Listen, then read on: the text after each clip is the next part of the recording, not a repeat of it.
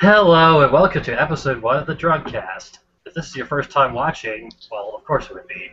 If it's not your first time watching, I'm really concerned about your powers of dimensional travel. And, the time machine. That, that's good too. Stop hogging your time machine. Share with us. Come on, it's rude. Yeah, what the hell? So I'm Charlie Gibo. Here's Devin Jessup. We're going to drink, and we're going to talk about stuff. What's that? It's the vodka and the ginger and Sprite.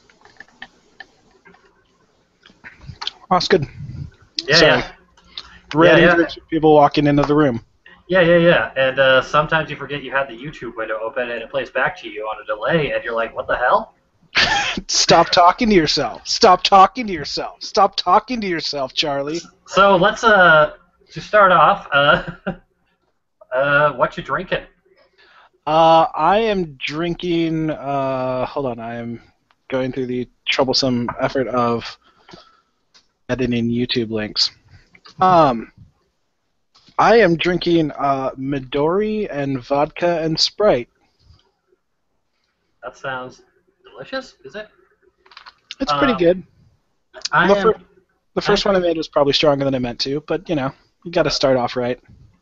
I am drinking $7 rum. Wait, we'll have.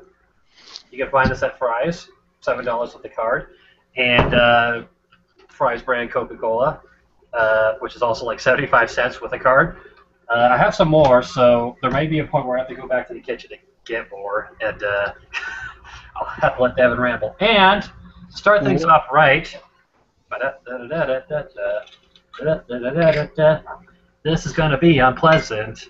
I don't care. It's for my art. This is art now? It counts as art? Skull. Slanta.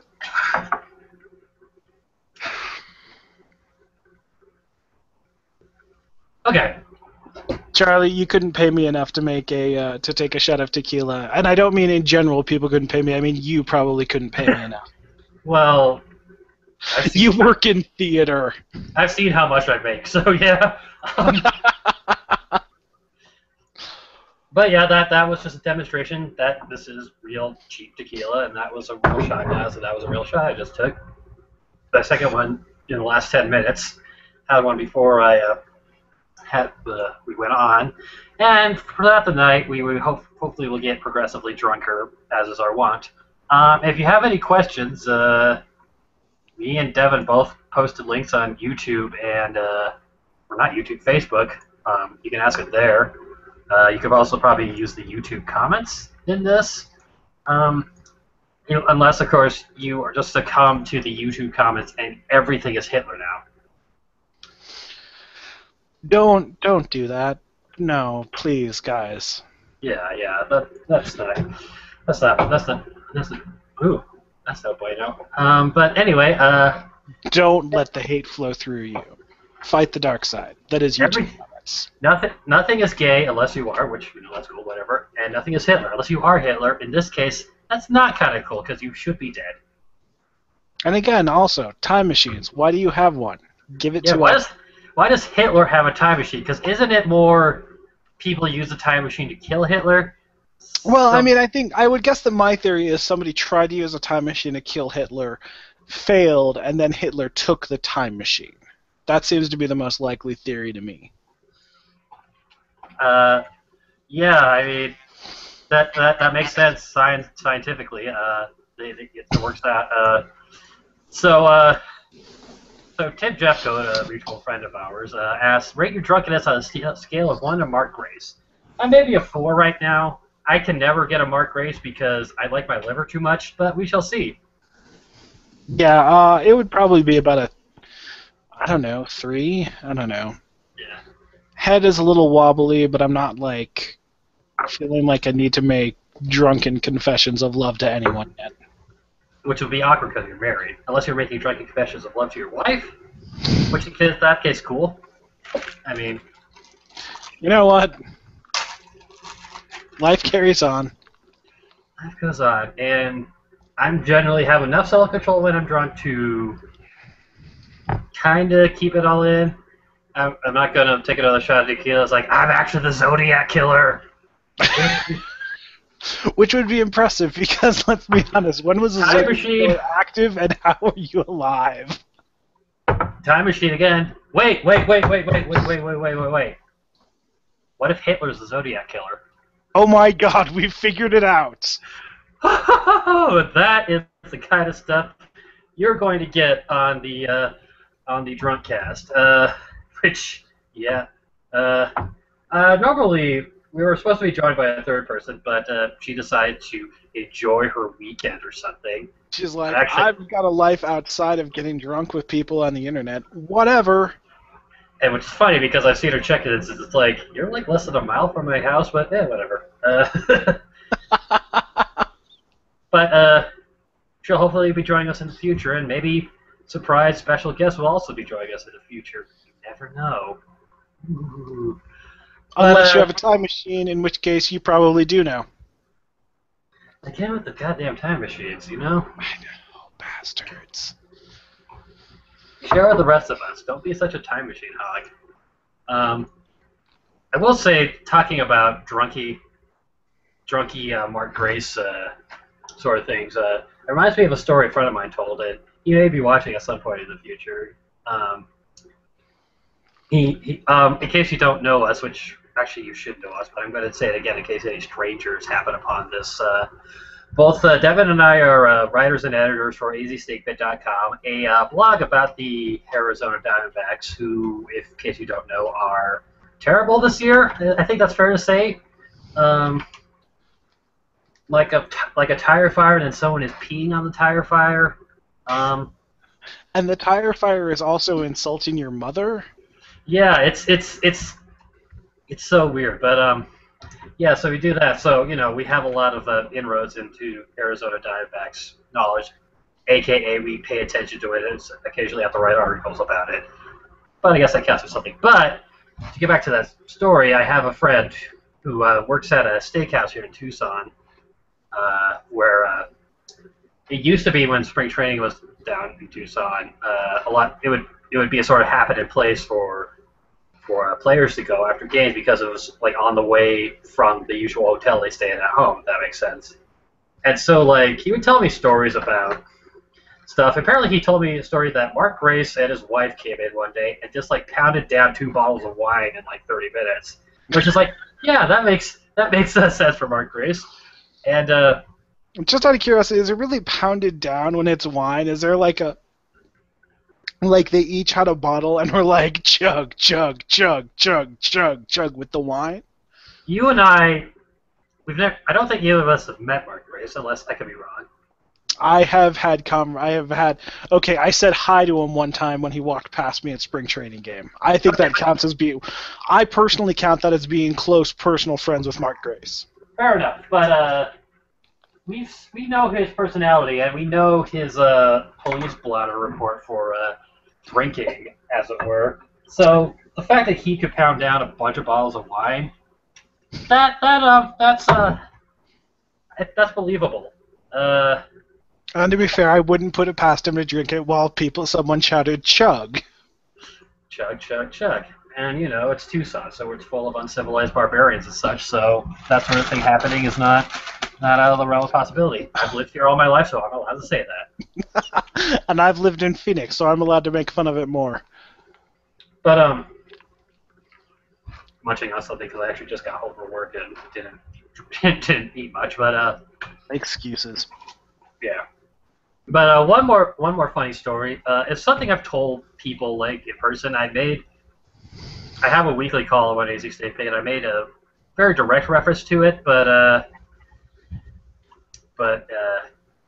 apparently he tells me the story.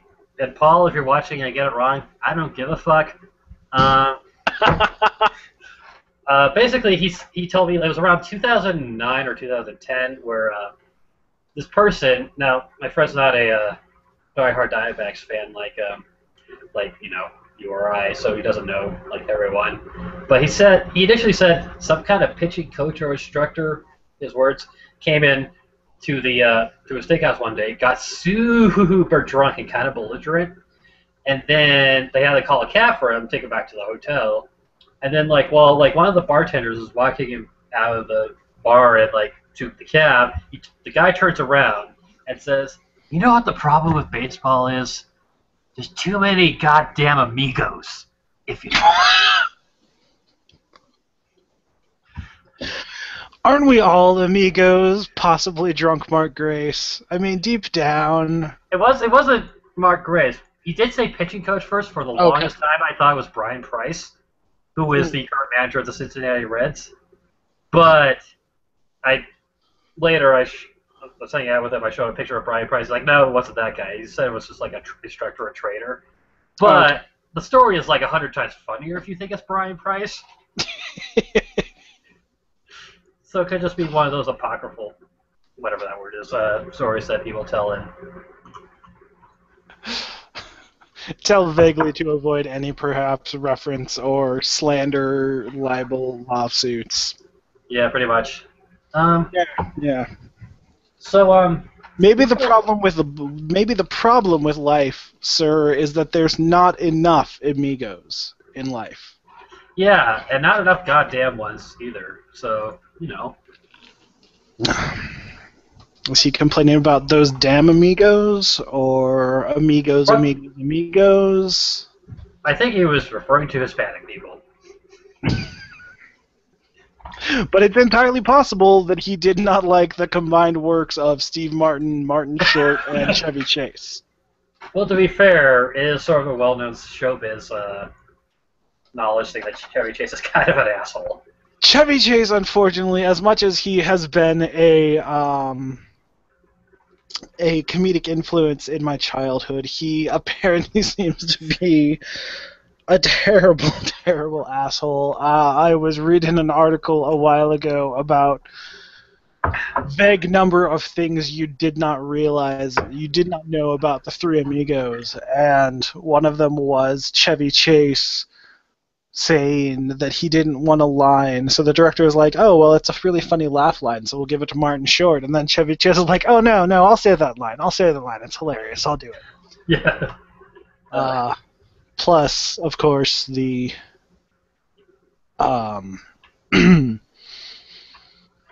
the problems with him on Community and such. Yes, those are very, very well documented. Yes. Yeah.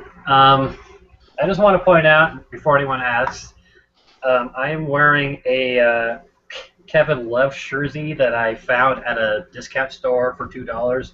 I use as a pajama/workout store.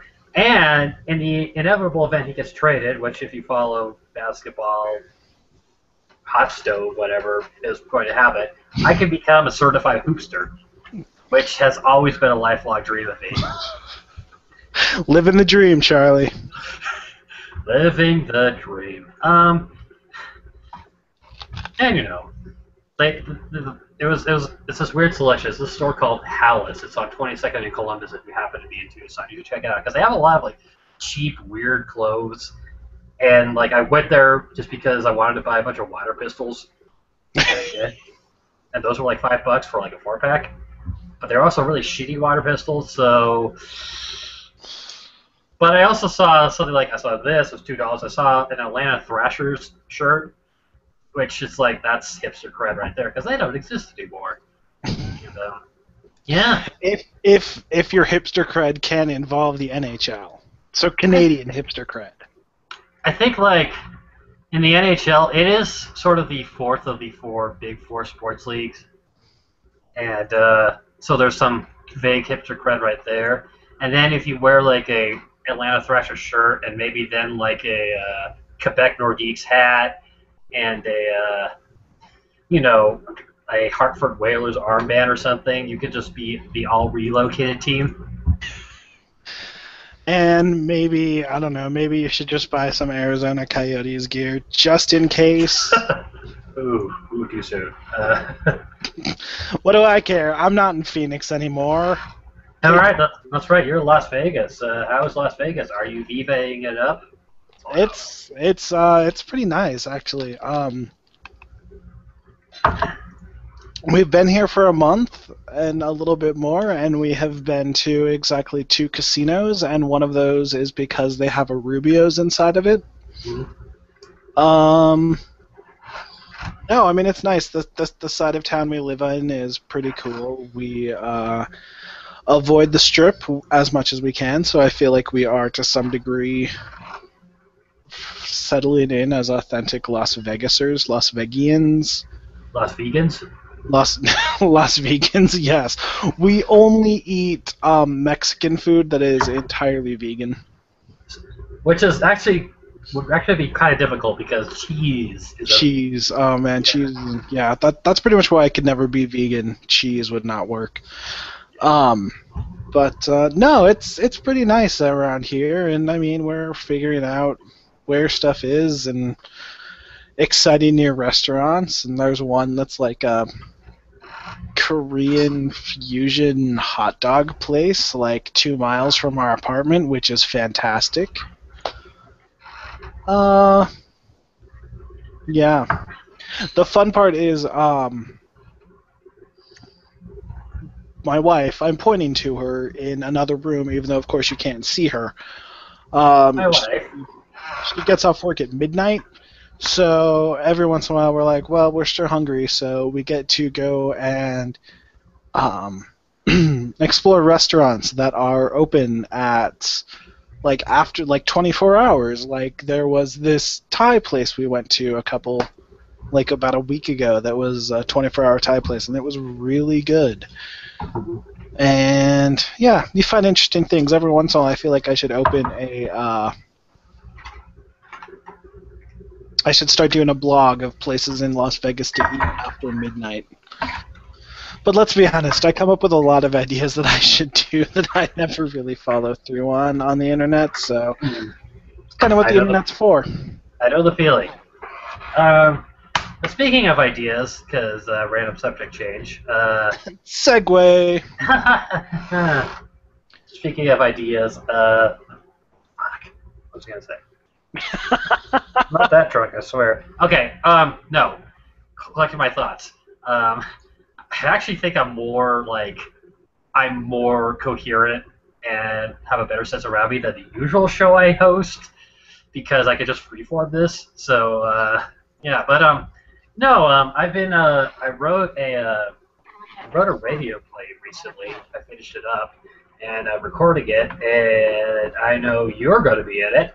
The other person who was supposed to be here is going to be in it. I have 3 parts fully recorded. I'm waiting on emails from like 3 other people. But yeah, look out for that because I am following through with this no matter what. That sounds like a threat. Like Kinda, you're yeah. gonna kidnap us and lock us in some sort of dank basement to record your script, which is a good script. Yeah, it's funny, it's heartfelt. You know, I laughed, I cried, I wrote it. But no, I mean, like, it's that's just a sort of thing to watch out for. I am actually kind of looking for more people to fill in some minor roles because, you know, people don't answer their phone calls back or respond to messages. But, you know, I'm not panicking over it because it's not a time-sensitive sort of thing. But if you're watching this and are interested, let me know on whatever social media stratosphere we happen to interact on. So, yeah. There's always something. There's always people out there. But yeah, the recording it has been fun. Okay. Rum. Cheap rum. Tastes like cheap rum should. That is terribly.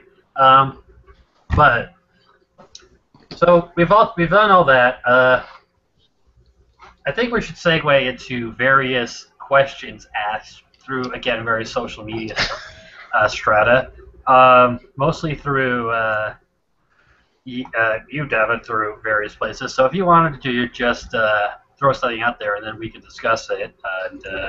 Because this is an interactive show. There's some give and take. And then maybe you have a question and I can find a question somewhere, and then we'll just switch off and everyone will be happy, including Jesus.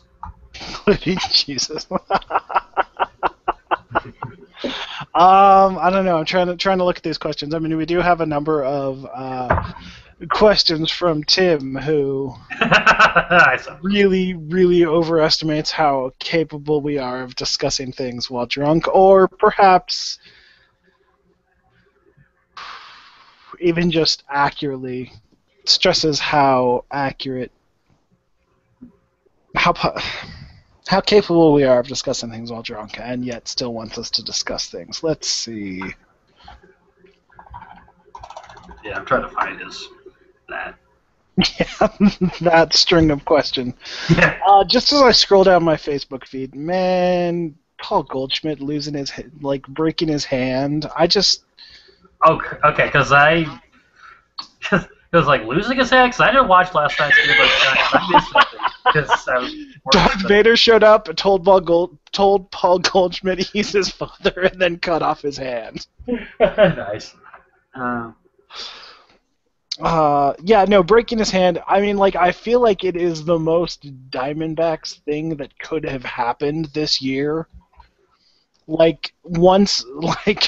When I read the news that it had happened, it wasn't like I felt angry. It wasn't like I felt disappointed. It was like the thing that crossed my mind was, yeah, that was going to happen. We all knew something was going to go wrong, and Goldie was going to go down. So. Yeah, but you could see more talk about that tomorrow at the AZ Snake Pit Video Roundtable at 8 o'clock. Technically, I'm hosting, but I might try to get out of it. But at the same time, I don't know. It's me, Tim Jeffcoat, Ed Bighead, Trimbar, someone else. I forget. I'll have to look at the schedule. But it's not me. I asked for it off. And I'm glad that I remembered that you were off this week and Tim was off the last week, because if I messed that up and nobody said anything, that would have been awkward. I would have been. But I did remember too. I'll confess this here because I know not every Snake Pit person would watch this, just the cool ones. I made this. So the Snake Pit Video Roundtable is a sort of weekly show, kind of like this one, where we talk about Arizona Diamondbacks. But you replace the booze with baseball. Yeah, they're both B words, so you know. But what was I gonna say? Okay, but I'm starting to feel it now, so that's good for this show. But it's a weekly thing we've done since last year. It's kind of a fun little thing that, you know, sometimes it works, sometimes it doesn't. It just depends on the panel makeup, I'll be honest. But I make this. I sort of post it. I do all the groundwork, the dirty work. And when I was making the schedule for August, I wanted to make sure that I had me, Tim Jeffcoat, Emily Webster, and Devin here on one show. And the only date that matched up was the 10th, so a week from tomorrow. But that made the rest of the schedule so fucking hard to do, because I wanted to give everyone else equal time and equal days off and stuff. But I will be perfectly honest. If you are going to watch one episode of the Snake Pit Roundtable in the entire month of August, you want to watch the one that's me, Charlie, Tim, and Emily, because I'm going to be pretty egotistical here. But if the roundtable when it's me, Charlie, and Tim is probably the best roundtable you're going to watch. Yeah. And involving Emily is just better. Emily's cool. She's the other person I've been mentioning that should be here. But, you know, she's out having fun. And I don't begrudge her for that. I do. Oh. Well, that's awkward. I'm a begrudger. I begrudge. Anyway, that was a really long tangent. I found some of Tim's questions, but I'm actually going to answer some actual questions asked by Charlene Corrale. I hope I pronounced that right. If I'm not, I have a built-in excuse. List your favorite sandwiches. Oh man. My favorite sandwich, I don't know if this is my absolute favorite sandwich, but this is the sandwich that sounds fantastic to me right now. I don't feel like I'm that drunk, but I feel like... Oh, I am. I feel like my speech patterns imply that I'm drunker than I am, but I could be wrong. Ooh. The sandwich that I would really love right now is sliced turkey, a little bit of mayonnaise, cornbread stuffing, cranberry sauce. Ooh, that does sound good. It's amazing. There's a place called Capriati's in town that serves it, and it is delicious. It's basically Thanksgiving leftovers in a sandwich. I mean, not necessarily sliced turkey, but sometimes it's like shredded, and it's just the best thing. So, My favorite sandwich, if I could get it, at any point, which I can't because it's kind of expensive, so it's not. It's an occasional thing. There's this place called Baggett's. I know it's in Tucson. It might be in other places. It's a sort of sandwich shop, sort of sandwich chain, as it were. Because there's like, I can think of at least 5 locations in Tucson, but that's not the point. The point is that they serve this thing called the chicken cheesesteak, which is a chicken sandwich, but there's cheesesteaks on it. So there's like, it's sort of on a sort of roll. There's chicken. There's like red peppers. There's sort of like hot sauce on it. It's really good, and I like spicy things, so that's really good. I like eating that. Another sandwich I like. Can't go wrong with the PBJ. If you're in a bind, you have to drive to work. Your work's like 30 minutes away, which is true for me in my case because that is a true thing. But yeah, just eat that while you're driving at stoplights and stuff. Yeah. there's one sandwich I've made that is really, really, really amazing. What you do is basically take an apple, and you slice it up into like little slices. You put those in a pan with butter and brown sugar and maybe some cinnamon. Kind of let that melt, caramelize down, and then you take those apples and you put those on a sandwich with cheddar cheese, and then you take that sandwich and you grill it. You make a grilled apple and cheese sandwich, and it is amazing. Nice. Yeah. Yeah. Plus, you feel accomplished because it's like you've actually cooked something. Mhm. So, it's a win all around. It really is. Yeah. I will say, in case any of you think it's a stage or something, I do feel really drunk right now because I just worked for 4 hours, which doesn't seem like a lot, but it was a show call, so. And we had some tech problems during the show, which I won't bore you with, but it was really stupid, and I was stressed. And I didn't eat much, and you saw me take the shot of tequila, so I am gone. But that's the point of this show. I will say that the only thing I have actually had to eat today is a piece of pizza, which I had while I was in another video chat with other Snake Pit members because I was talking to Liz and Tim and Henry and Gracie, and I love you guys. Mwah. If you watch this. I mean, I assume Liz and Tim would be the ones watching this. I don't think that Henry and Gracie should be on YouTube by themselves. Yeah, especially, yeah. But yeah, I just want to say for veracity's sake, I'm gone. Well, not gone, because We're not that drunk yet. I'm definitely feeling it. Just because I haven't had much to eat, other than like a bag of Funyuns and some graham crackers, as such. Do you want to take a question from your thing? A question from my thing. I had a thing. Where was that thing? Thing. Okay, here we go. Let's look at. let's just take a moment to recognize the scope of questions we get from Tim, which includes things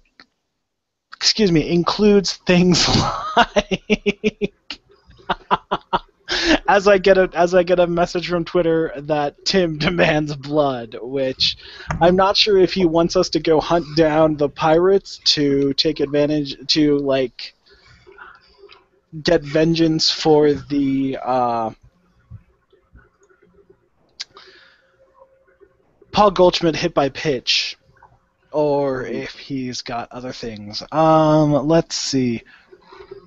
Yeah, his questions on Twitter involve the Dollar Tree Dollar General merger, which, I mean, I will admit I did listen to a piece on NPR about this a while ago, a couple days ago, but I'm not really sure how it's going to impact the market.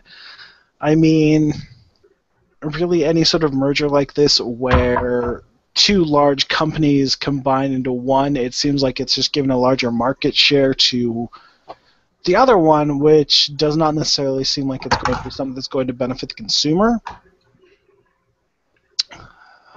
I don't know if you have any thoughts on that, Charlie.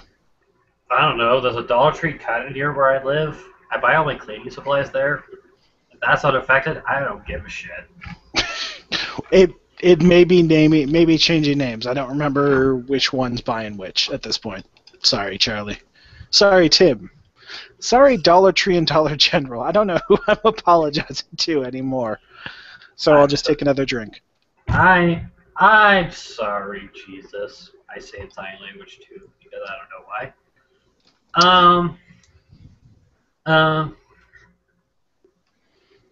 I'll take a question now because yeah, this is from Stephen Burt, who's also a statement writer, cool guy, known as Blake38 there.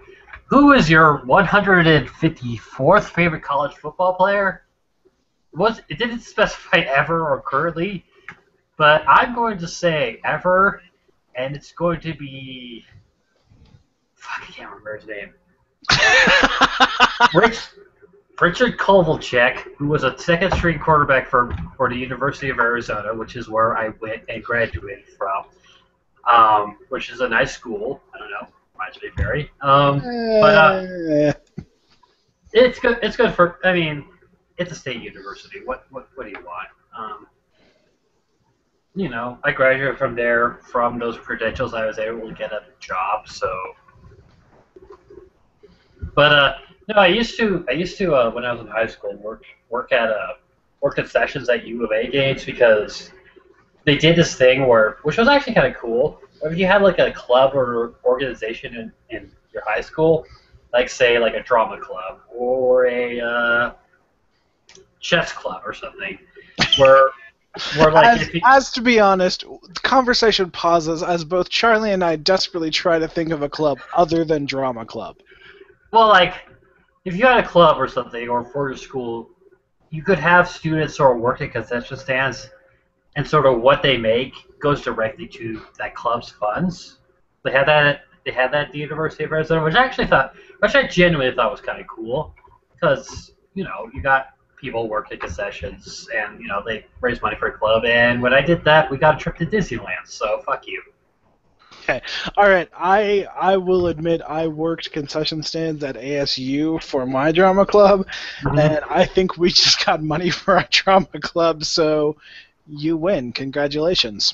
Yeah, I mean, yeah, it's stuff like that. Like I said, I genuinely think it's kind of cool. But I used to do that. But the years were 2004 and 2005, which, if you don't know college football, whatever. But the University of Arizona was like terrible, like really terrible. So working those games was actually kind of interesting, because you could sort of sense the ennui amongst the students, because where our concession stand was always in the student section, and so, which was both harrowing and at the same time, and we always got cut by the third quarter, so we could always just go out in the stands and watch the fourth quarter, which is actually kind of cool. But on the other hand, you were cut by the third quarter, and your option was to watch U of A football. U of A football around that time, when John Malkovich was coach. And dear God, that was terrible. I actually haven't been to a U of A game since then, but that's mostly just because of time and money. But they're actually decent now, and it'd be kind of fun to go to a game. But don't have time. I always work on Saturdays. Just 2 hours ago, I was trying to solve a projector problem. But yeah, Richard Kovalchuk, he wore number 8. He was a terrible quarterback. He was only substituted in because they had no other options. He's my 154th favorite college football player? That's my answer to that question. My answer to that question is I do not have a 154th favorite college football player because I feel that the way the NCAA makes money off of their college student student athletes, is that what they call them? Student athletes, is kind of appalling, especially when you consider in football when concussions are a serious issue for these kids to deal with, and you have to consider the fact that maybe some of these kids are basically like dealing with their health for the rest of their lives for something that's only giving money to their alma maters. I mean, assuming they graduate, it's an alma mater. Otherwise, it's just some college they went to. So it's kind of terrible to me to consider that colleges are making money off of this, not only through tickets and concessions, and I guess mainly tickets, I don't know, but also through situations such as the video games that they're making. And I mean, at some point, it's terrible that it's a huge it's a money-making institution for some schools, and it's a money-losing institution for other schools, that I feel is kind of a waste of students' potential, I guess, is what I'm going for. Yeah, there is a trial going on, the Ed O'Bannon trial. Ed O'Bannon being a former UCLA basketball player. He sued the NCAA because in a video game they were kind of using his likeness. And so it's like, hey, why was I consulted on this? In any other venture, I'd be paid for this. So, yeah. Oh, man. Yeah. I still have half a drink left, which I'm going to finish by the end of this episode. But yeah, I've got about a quarter of it left. I'm going to finish that. Yeah, I'm going to finish this too. And we'll roll around for another, 20 minutes or so. I'm giving you another time. When we do these things, about an hour-long episode is what we want, give or take, whatever. But Ed O'Bannon trial, that's actually very important. You should read up on that because if you think about it, college football players, they make a lot of money for their institutions, but they don't see a dime of it. And people's like, oh, they get scholarship, but it's like you can't use scholarship money to buy food or stuff like that. And there have been reports of players from not well-off families, because you can't accept money from anyone other than your family. They get a scholarship, fine, but it's like they have to scourge for food. It's like that just seems unfair, because the reason people watch sports and stuff, especially at the college level, is because of players. That makes sense. Well, and I mean, I think I was reading an article a while ago that was talking about how kind of arbitrary some of the restrictions are on what the colleges can give the students. Like, I want to say the example, and I may be remembering this incorrectly. I want to say the example was the college was giving, they could give them a snack. They could give them a bagel, but they couldn't give them peanut butter for the bagel. Yeah, because the NCAA is just maybe making a jerk out motion, which it's all fucked up, man. It's all fucked up. It really is. Sorry to get kind of serious on you, but sober or drunk, I actually feel kind of strongly about this. That's if at the very least, if you don't like, college players being able to profit off their own likeness, I want to direct you to howtoleaveamerica.com. Which, by the way, real website. See, this is part of the problem that I have. Honestly, it's a problem that applies to me not only just with college football, but also with the NFL. It's the same. Occasionally I have the same problem watching professional football that I would have with watching, boxing or mixed martial arts, which Like, I'm not a huge fan of blood sports. I mean, I don't understand, like, oh, hey, let's watch somebody beat the ever-living crap out of another person for our entertainment. So it's kind of weird for me to watch the NFL and realize that some of these guys are going through life-injuring... I'm sorry, life-altering... That was just the oh my god, this guy's drunk moment. Life-altering injuries on the field on completely minor plays that don't really mean anything to anyone. And you have, like, considering how these people are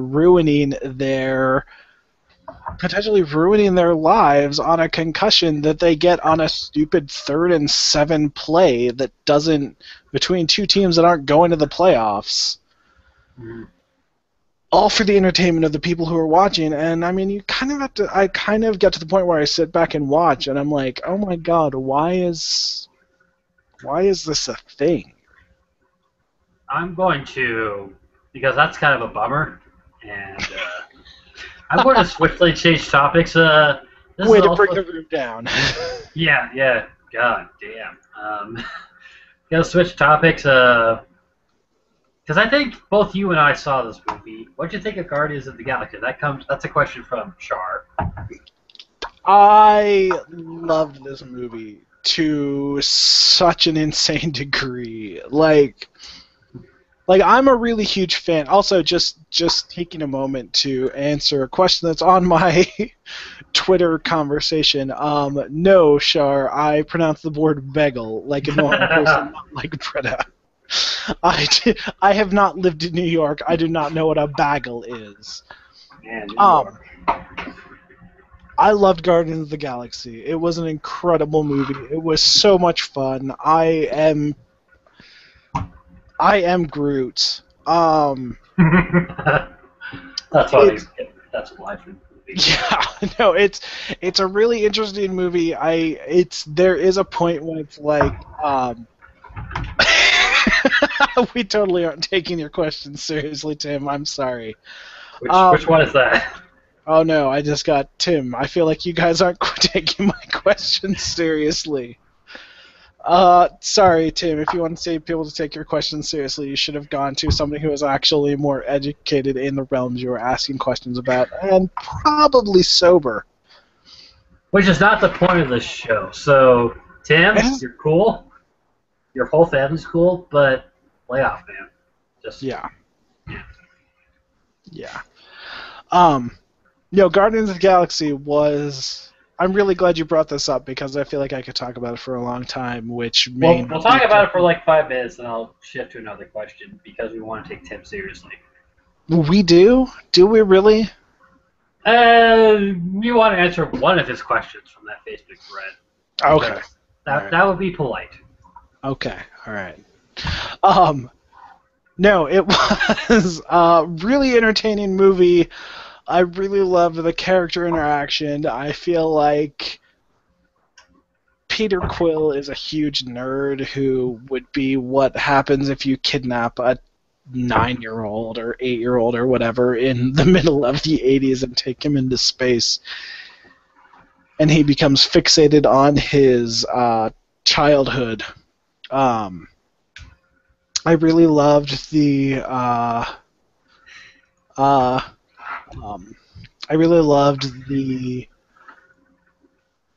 part of the reason why I really enjoyed the movie was there were certain aspects of it that I was like, oh my god, this is a D&D campaign in space. Like, there's a moment pretty early on in the film where they're breaking out of a prison and something of course goes wrong, and if you've ever played a D&D campaign, you will recognize that moment of the, okay, we're going to improvise the rest of this. Mm-hmm.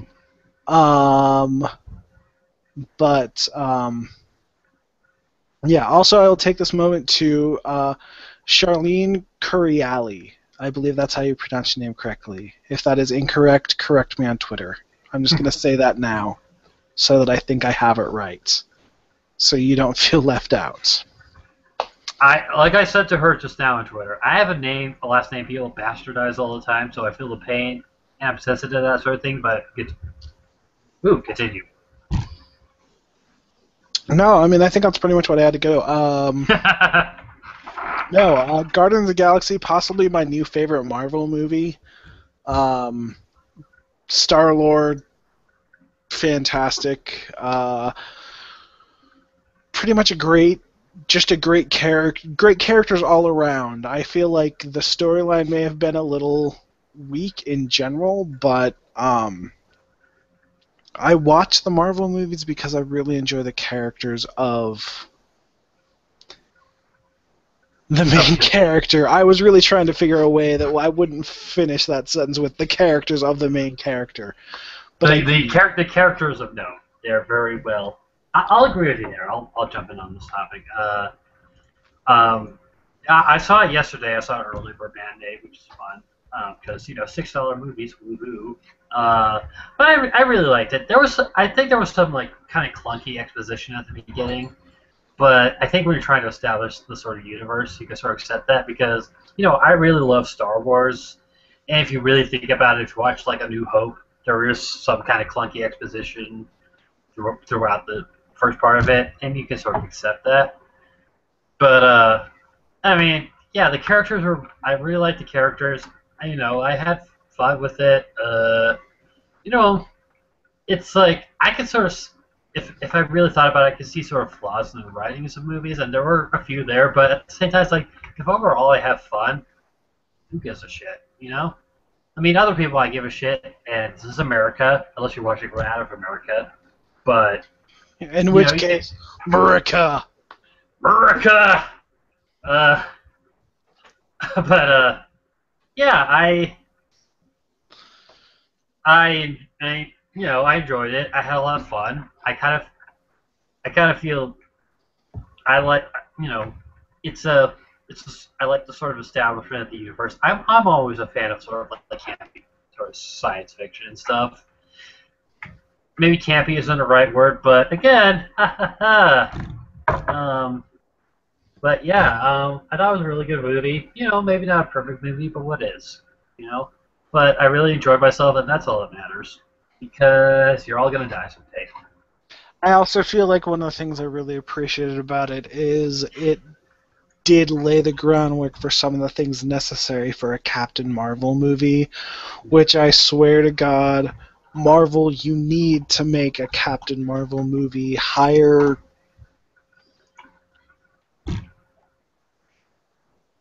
I'm drawing a blank on her first name. Sackhoff. The lady who was in Battlestar Galactica. Sorry, who? Katie Sackhoff. Katie Sackhoff, that's who Marvel needs to hire to play Captain America because she would be amazing. And Marvel has laid the proper groundwork with the Kree and things in Guardians of the Galaxy to make her fit into the setting so they could bring her in. Yeah. I mean, I'm not familiar with the Marvel universe in general because I'm not a comic book. I mean, like, just sort of my station in life. I'm not really a comic book reader sort of thing. Other people are. That's cool. Whatever. I don't care. But I just sort of like, again, I just sort of like this sort of established universe stuff, And I kind of like that. But it's a really good movie. I mean, it's not. Again, there's some flaws with it, but they're easily overlooked for other stuff. Wow, we have 7 viewers right now. That's like 7 more than I thought we would have. Anyway, I feel like there are flaws. There are flaws in the movie. Obviously, every movie has some flaws. I don't think there's such a thing as a flawless movie, but it's enjoyable, so you're able to overlook them. That's what it comes down to. Honestly, I think if you come out of it entertained, you're happy. Because, like, I mean, this is sort of going back to my job. I work at a damn melodrama theater. Sort of silly sort of plays. Right now we're doing a show through the end of this month. Haha, I'm drunk, but I can still do plugs. through the end of this month, we're doing a show called Naomi and Michelle's Excellent Adventure, which is like a Bill and Ted takeoff, but with female leads. So um, but it's fun. People have fun. They eat food, they drink beer, and everyone's happy, including Jesus. This is a sort of free forum because again I'm drunk, but it's also like because we mentioned the video roundtable earlier. I do that. I can't really swear or anything like that, so this is really free. But I think Guardians of the Galaxy, really good movie. Not perfect, but hey, what is? It was again. I mean, going off of your can't swear on the roundtable, it was really fucking fun. I think that's with a movie like that. That's all that I look for. It was really enjoyable, and there were just so many. Like when I came out of it, there were so many moments, and I was like, "Oh my god, that was fantastic!" That's all that I really ask for in a movie. Yeah. I mean, I think there are things they could have improved on, but I had fun. I have to say, Chris Pratt, very good leading sort of person, because I only knew him from Parks and Recreation and his bit part in Moneyball, so.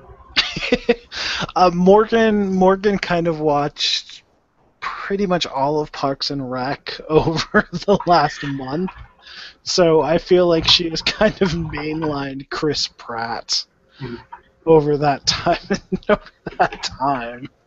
Well, I mean, I think it's a sign of a good actor. You can play this sort of like goofy dude who doesn't have his life together, then you can play this like, sort of leading man, kind of a goofy, non-traditional leading man, but I think I honestly think that's a range of a good actor. But anyway, I'm going to go to another team question, which I swear to God will take seriously.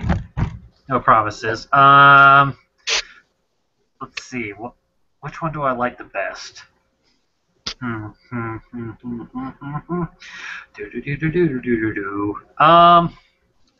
Okay. Randomly chosen. 100th anniversary of World War One. Discuss. I think the thing that fascinates me most about World War One is how, in some ways, it seems like a war that shouldn't have happened. It was a war that happened because of interwoven alliances. Alliances. Thank you very much. Yes, interwoven alliances, and how it was almost entirely reactionary to one single event. It was dominoes. Just one thing happened, and everybody kind of fell into. God, I feel like I'm drunker than I am, but maybe I'm actually as drunk. Everybody fell into place, and there is something concerning about that when you kind of stop to think about how current international politics are put into place, especially when you look at something like the Ukraine situation, where you feel like the United States feels like they have to defend Ukraine, whereas Russia isn't getting involved in supporting the Ukraine separatists, and maybe there's kind of a lesson there about how far a country needs to go in supporting their treaty obligations. But on the other hand, maybe there's not. I don't know. That was the most vague wrap-up ever seen by anyone, by me. The biggest thing that World War One created, for lack of a better term, wasn't the fact that World War II happened. It wasn't all these alliances. It wasn't economic downturn or whatever. It was the creation of the band Franz Ferdinand, who had the 2004-2005 hit "Take Me Out," which was not a terrible song. I mean, my music tastes they don't quite align with that, but that's the biggest legacy of World War One in my mind. Franz Ferdinand. That's the biggest takeaway you're taking from World War One is the band Franz Ferdinand. Well, Duh. I mean, come on. What else would you take away? Trench warfare? I'm just going to take a moment to weep for the state of Arizona education, of which I am a product. Me too. Both public school growing up and university. So Yeah. I have a bachelor's degree. I have an associate's. Congratulations, us. Man. But, well, you know, again, the premise, that's what we're thinking of the show is that we're trying to drink it a lot and such. Wow, we have 8 viewers now. If you're one of our 8 viewers, please just let yourself be known wherever social media or whatever you're watching. So I'm genuinely curious of who you are. Because I'll be honest, I hope to God you're not like a coworker or something. Actually, no. I love my coworkers for the most part. Hey, if you're a coworker of mine, good show tonight. I love you. But I'm looking at the time, and we've been going for almost an hour or so. But I want to leave off of one question, and I'm almost done with my drink, as you can see here. I'll think of something on my own. Okay, here's something. Right now, what are your 5 or 3 or 2 or 1, whatever, I don't care. 5 is the number. What are your 5 favorite bands right now? Or artists or musical? My 5 favorite bands, which I will suspect do not have a whole lot of overlap with anyone else's in the world.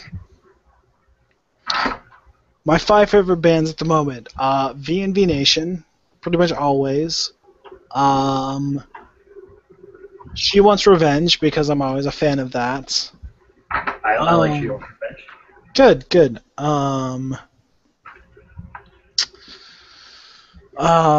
The Smiths, just as a classic thing, because I pretty much always love the Smiths, and that's why if Joseph Gordon-Levitt was in an indie film, he would fall in love with me.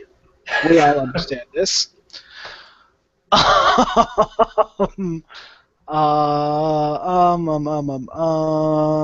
other bands do I really love? Motion City Soundtrack also reaches the top 5 probably. And if I may interrupt for a second, Motion City Soundtrack, I also like. They were on an episode of Wits, which is a public radio show that I really like, which is a sort of variety show.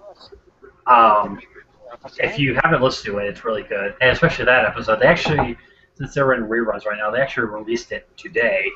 Motion City Soundtrack is Stephen Yun, the guy from The Walking Dead, so you should listen to that. Anyway, continue.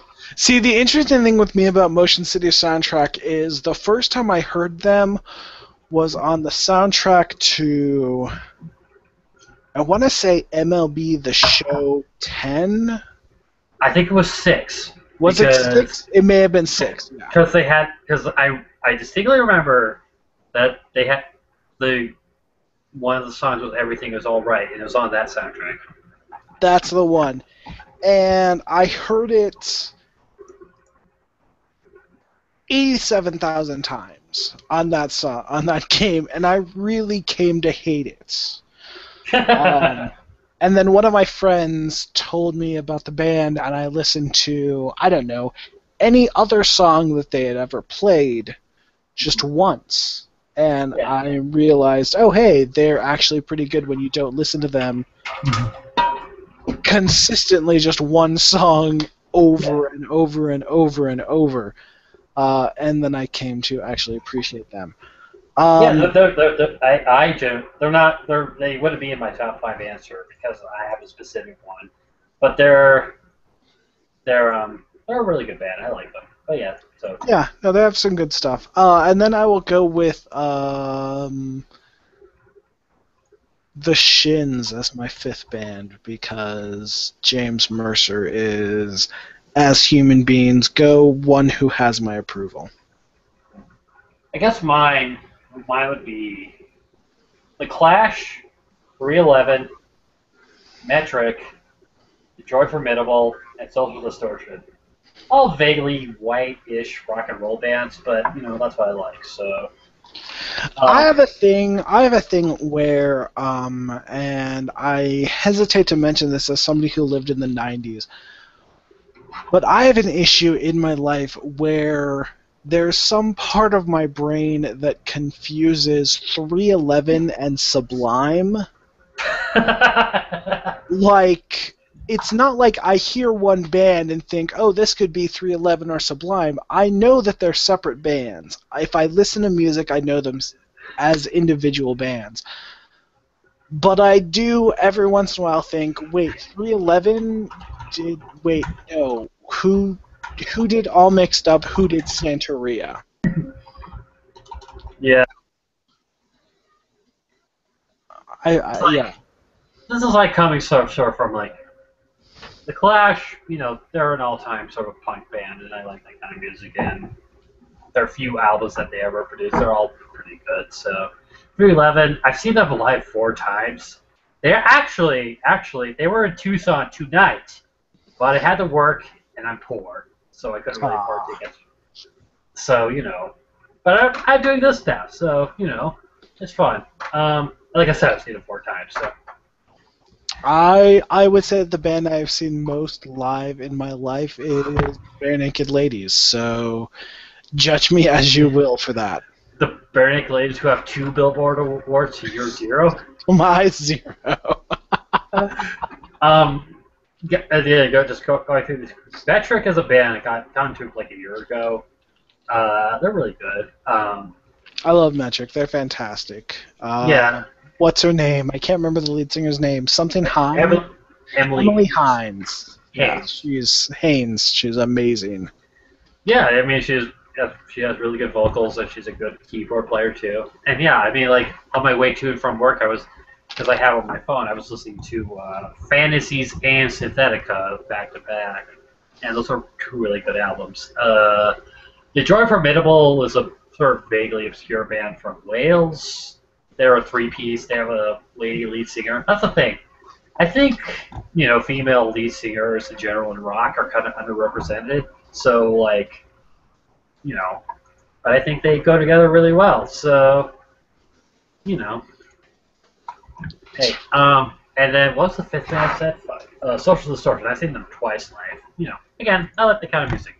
You want to fight about it? Maybe. I don't care. Honestly, on that list, Social Distortion is the one I would be most likely to fight about. I mean, I feel like you could go with something a little bit less. I don't know. Stereotypical angry white teenager. You could go more of that than Social Distortion, but I grant you some of their mid-90s albums were kind of that way. But I saw them live and I sort of attached to that while I was in high school. That's the thing, like that sort of high school, middle school era. That's when when you hear a song you love, you really love it. Mm-hmm. Mm-hmm. So you sort of attach to that kind of that. Fuck. You're sort of attached to that kind of thing, and I listen to a lot of sort of stuff. I'm not one of those people who listens. Oh, I listen to everything but country and rap. When someone says that to you, by the way, those people are terrible, and don't trust them. Those people are terrible, and they really need to start listening to some Wu-Tang Clan, because do not, and I will admit, I have been that person as a kid, and by kid, I mean early 20s, who was like, oh, I listen to country and rap. But if you cannot appreciate the wordplay inherent in rap, then there's just something wrong with you. There is some really brilliant writing in that. So, step up your game. Oh yeah, definitely. I'm looking at the time right now, and even though county is hard, I'm trying to wrap up because I have May left. You guys want to see me chug it live? The rest of this? Okay, good. I think this is a good time to stop. We've been going for about an hour, maybe more. I don't know. And this is kind of what we were thinking. episodes should be like. But yeah, I hope you enjoyed this. I'm probably If gonna you go take a didn't, shower after this because the world is kind of spinning right now. if you didn't enjoy this, I don't understand why you watched the entire thing. Yeah, and again, if you're one of the people who watch, please let me know and what you thought because I am genuinely interested. Yeah, I'm give us a, feeling. give us a message. Let us know what's going on in your head because we're kind of curious. I mean, I'll be honest. Kind of curious about what's happening. It's raining outside right now, so I have nothing better to do. But yeah, thank you for watching this. We'll do another episode. God, I don't know because I don't know if I can keep up with the liquor consumption with what I make, but I mean, I'm being honest here. Maybe like 2 weeks a month, maybe once a month. I don't know. Hopefully you enjoyed this. Please leave your feedback. Um, yeah. I was about to say visit easystatement.com because that's what I usually do. But it's like, wait, this is not affiliated with that. Nope, this is all us, all our madness right here. I mean, you should visit easystatement.com because that's a website we write for. And I wrote an article yesterday about marketing product, which I thought was really good. By which, I'll be well, honest, I haven't written anything for them in like a month or more, probably well, more. you moved, and it's all good. So yeah, I'm gonna. I think this is a good time to sign off, and thank you for watching. We'll do another one of these later. I hope Emily comes because she's cool, and having a lady voice within our white male privilege is not the worst idea. Yeah. Or someone else, if you want to be on the show, let us know. Hopefully, you have a good liquor supply, and we'll have fun. But yeah, yeah. So we'll sign off. I have nothing else. Good night. Good night.